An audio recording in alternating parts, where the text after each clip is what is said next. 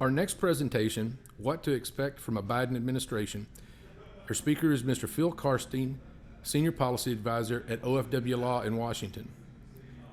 In his role there, Phil helps clients navigate Capitol Hill and executive agencies on issues related to food and agriculture. He draws on more than 23 years of experience with congressional budgets, annual appropriations, as well as 4 years leading an executive branch trade agencies whose 1,300 employees span the globe. Phil's practice areas include, just to name a few, meat and poultry, food service, restaurants, retailers, trade policy and regulations, and public policy. Please welcome Phil Karsting. Phil, you can share your screen now. All right. Well, I'm not going to share a screen. I don't have really a slide presentation to go through, but I will start just by saying thank you, Joe, for including me in today's activity. I'm coming to you this morning from a little place called Rehoboth Beach, Delaware, which is in the midst of a lot of poultry processing. It also happens to be where Vice President Biden has a home, though I assure you his neighborhood is a little fancier than mine. I grew up in Blue Hill, Nebraska, which has a population of about 800, and it was a lot more beef country. And as was mentioned, I worked on the Hill for 23 years for senators from Nebraska and Wisconsin. Spent some time with the Senate Budget Committee, where I had firsthand experience with something called a reconciliation process. And then I ran the Foreign Ag Service for 4 years. So we were deeply involved in things like Trade Promotion Authority, the Transatlantic Trade, or the Trans-Pacific Partnership, and Global Development and Trade Facilitation. So I thought what I might do this morning is just give a quick lay of the land and then allow some time for questions, which I will either try to answer or evade. I jokingly tell people, and I do that not because I want to be evasive, but the last thing I want to do is give people information that I might not be 100% sure on that would impact their businesses, because that's really what it's all about, is making sure that you all have a good sense of where things are going. So to start with, the Biden administration, as you all know, it began on January 20th. In the weeks leading up to that, I was involved with the transition some on their confirmations team.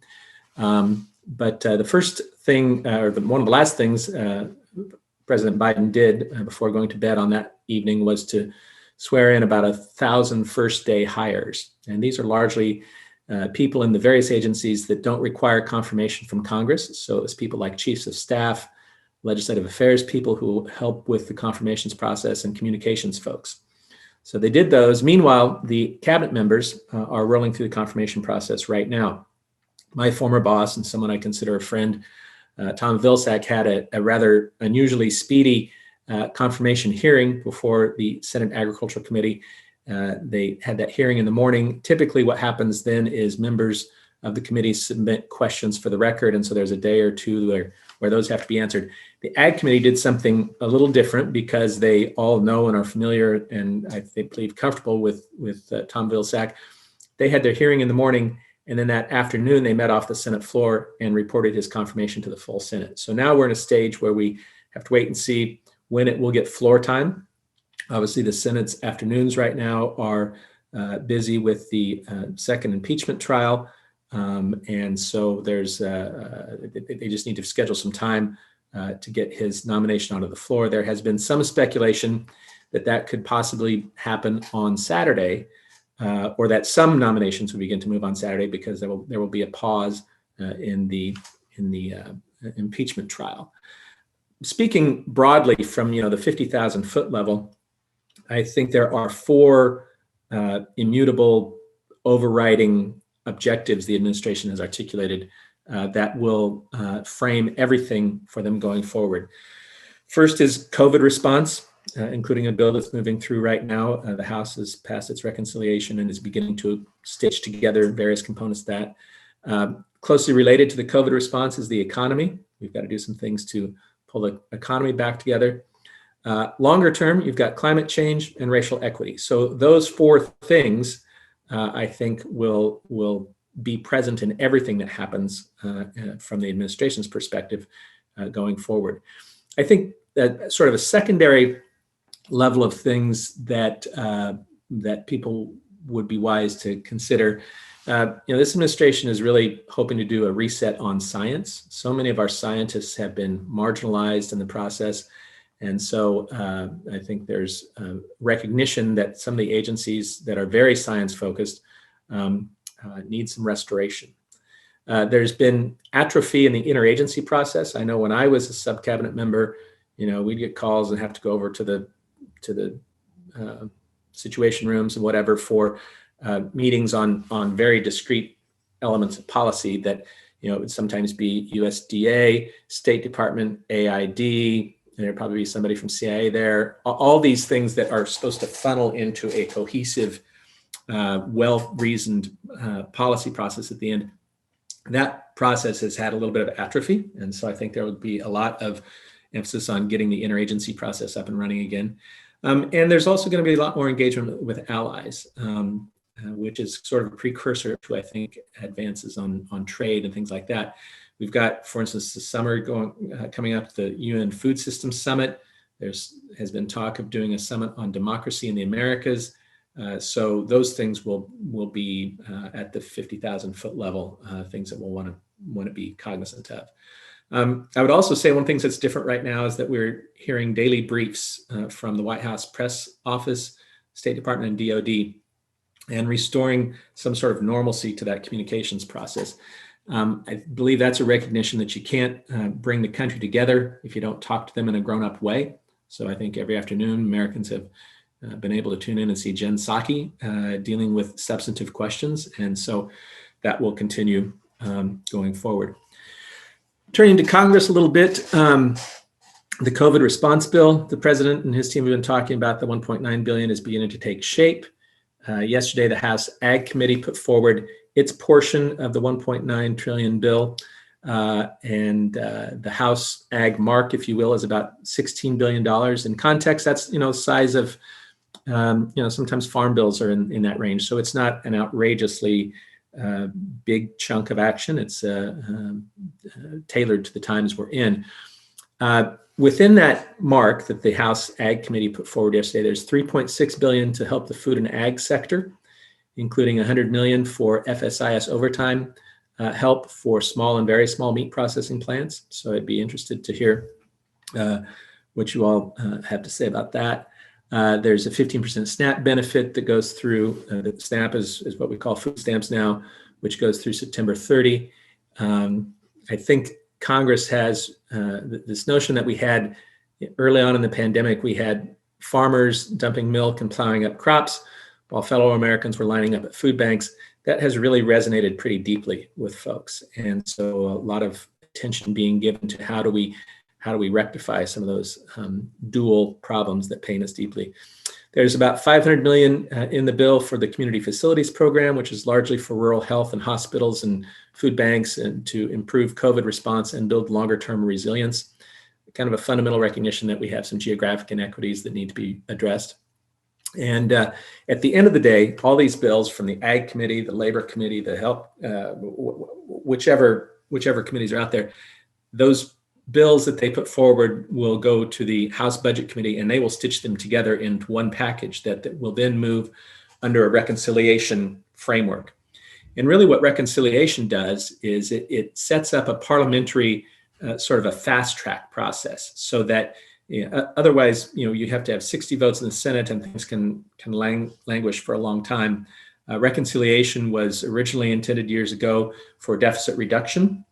So everything in the bill has to have a material impact on the federal budget. You can't have provisions in there where the dollar changes are merely incidental. So it's going to be a process that will adhere to that reconciliation framework. The other thing I would point out that just as far as Congress is concerned, this year they're organizing the agriculture authorizing committees and the appropriations committees. One of the things that has been widely remarked upon is that, with Pat Roberts' retirement and Congressman Conaway's retirement and Congressman Peterson's defeat, there's about 70 plus years of agricultural expertise that is walking out the door for the House and Senate agriculture committees. Now, we've got, I think, ambitious people ready to take their places. I would also note that in the Senate committee, the newly elected Senators Warnock and Lujan have been put on the Ag Committee, and Congressman Booker from New Jersey as well. And so those are three people of color that I don't know if we've ever had that on the Ag Committee. So there's going to be, I think, a lot of reflection on racial equity. And I think people are recognizing that it's a time to get to work, and we'll be busily doing that. The other thing that I would point out that is not necessarily just a U.S. thing, it's more of a United Nations thing. The United Nations Director General is in the midst of a food systems summit. And this will be a project where they will bake the cake sort of in Rome in July, and they will put the icing on it in September, October at the UN General Assembly in New York.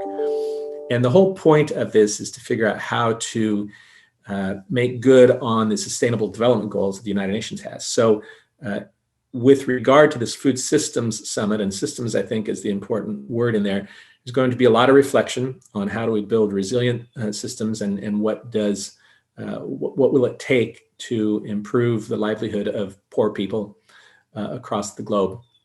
There will also be some attention on that to climate and resilience and sustainability and those kind of things. So that's something at OFW that we're tracking to make sure that we try to inspire a balanced approach to that. As many of you know, the Europeans have a different view on new technology in agriculture. They have a different view on the way you gauge risk. They have a different view on how you use fertilizer and other elements of modern agriculture.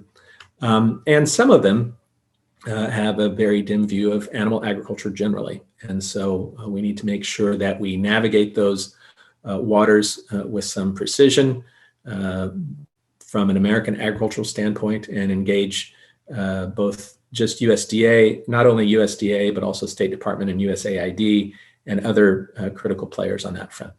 So that's the overview of things. And I think that we have about 11 minutes left. So I would be glad to try to entertain some questions if people have some.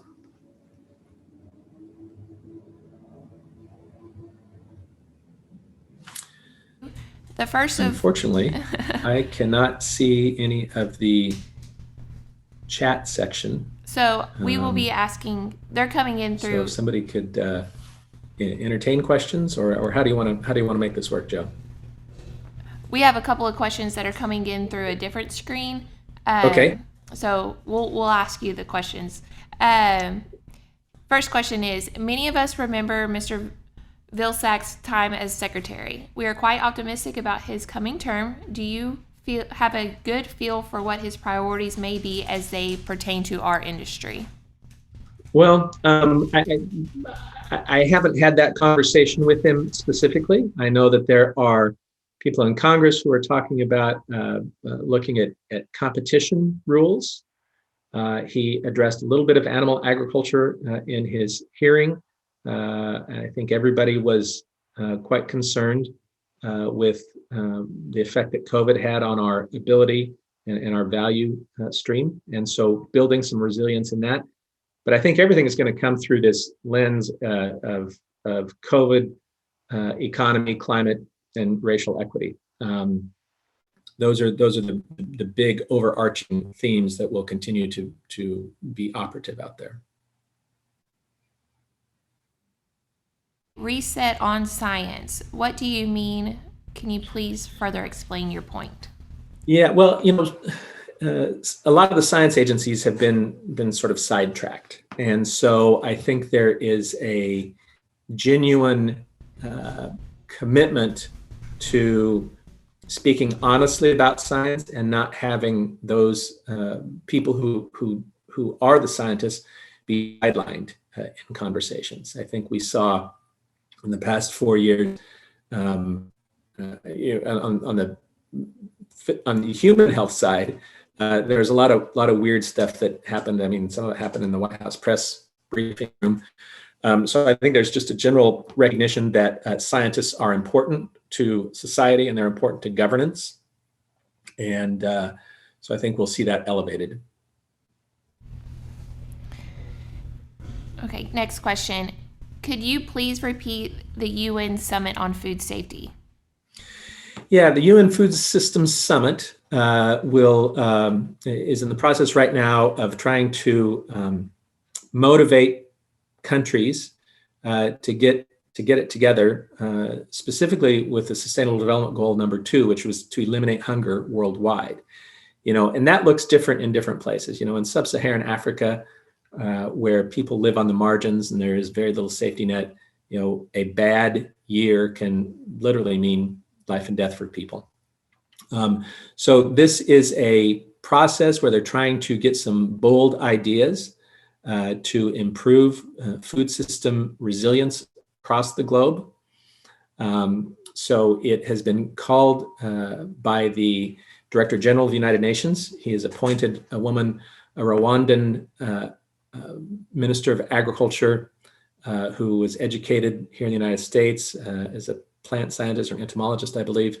A very solid scientist. She runs something called the Alliance for a Green Revolution in Africa. And he's appointed her to run this. And so across the globe, there are going to be a series of dialogues. You'll probably see some of these maybe locally in the years, in the months ahead, where people will talk about their suggestions for making a more resilient and equitable and productive food system across the globe. My concern in some of those conversations is that the loudest voices aren't always the ones who know the most about how food systems work. So we want to make sure that there is a solid response from American agriculture in all of this, recognizing that there are geographic differences between US and Africa, but let's make sure that we get a messaging that works for everybody. That summit will be, the first part of it will happen in July in Rome, and then the real report then will happen later in the fall in New York. Is there any more detail? Am I missing anything on that? No, that sounds great. We're going to shift gears a little bit and go back to talking about the budget. The question is, the language we saw this week in the budget bill regarding funding for overtime relief was promising, but had little detail about how it would be implemented. What is your best guess as to the prospect of it surviving the process?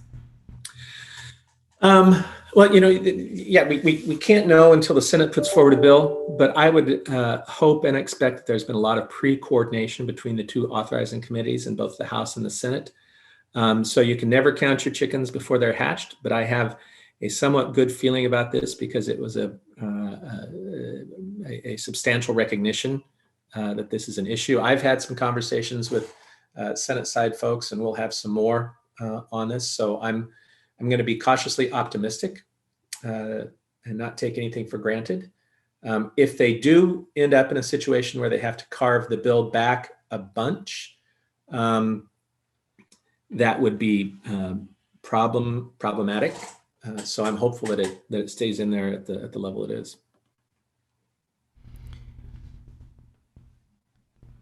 Okay, great. Next question. How will a national minimum wage affect our industry?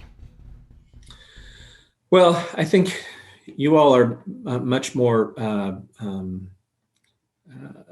capable of answering that question than I am. I would say that there is some procedural issues with national minimum wage and doing that through the reconciliation process. And as I understand it, national minimum wage, I'm not sure it meets the merely incidental test that would be operative in a reconciliation process. So I think that's yet to be determined if that will even be a part of this COVID plan. Okay, and we just have one or two more questions for you. What is the administration doing to help small businesses find labor? With every stimulus check, our labor force stays home because they're getting more money from these checks. Therefore, our business suffers. Yeah, I'm